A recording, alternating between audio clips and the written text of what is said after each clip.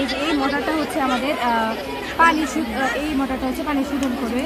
তারপর হচ্ছে পানি শোধন করে এটা হচ্ছে এই যে এটার ভিতর দিয়ে বিভিন্ন ধরনের পানি এটার ভিতরে জ্বালা এর মধ্যে প্রবেশ করবে। হ্যাঁ, এটার ভিতরে আমাদের শোধনের প্রক্রিয়া আছে ভিতরে।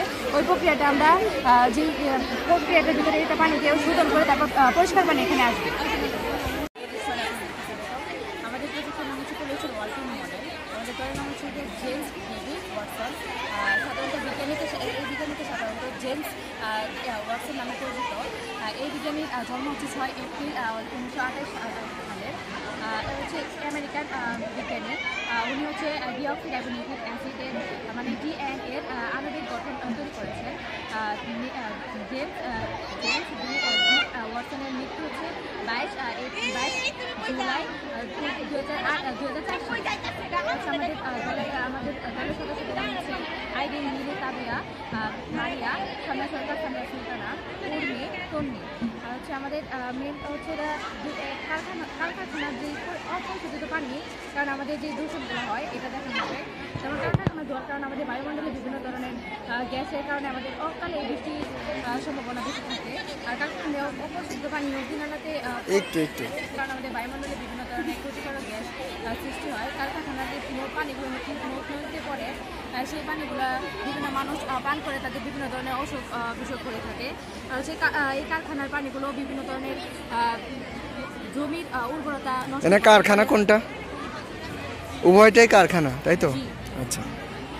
কারখানায় যে পানিগুলো পড়ে ওই পানিগুলো কলকারখানার হচ্ছে যে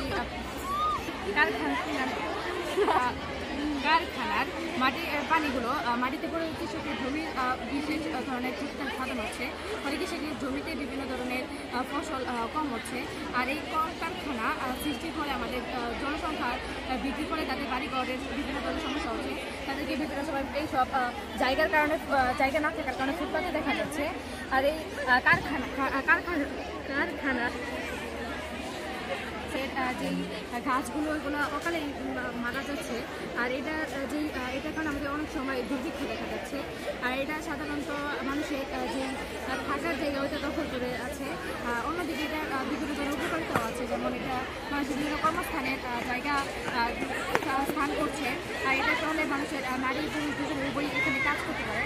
কিন্তু তারা যেই পানিটা অপরিশোধিতভাবে ছাড়ছে ওইটার কারণে আমাদের বিভিন্ন ধরনের সমস্যা হচ্ছে। যদি তাদের পানিটা শুদ্ধভাবে নদীতে ছাড়ে তাহলে আমাদের গাছপালা এমনকি নদ নদী সব কিছু সুরক্ষিত থাকবে। এমনকি তারা এটা তাদের বিভিন্ন বাংলাদেশে গাজীপুরে 2260টি কলকারখানা রয়েছে। এর মধ্যে 556টি কলকারখানার শোধিতভাবে পানি ছাড়া হয়।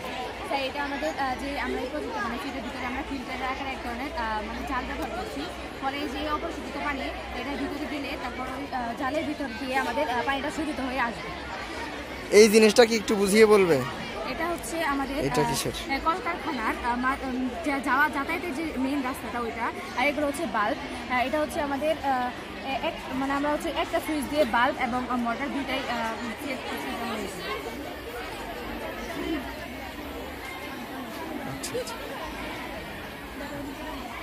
আলোকিত হবে, তাই তো? হ্যাঁ স্যার, এটা হচ্ছে রাস্তাঘাট আলোকিত করার জন্য আমরা লাইট সেটিং করি। আচ্ছা।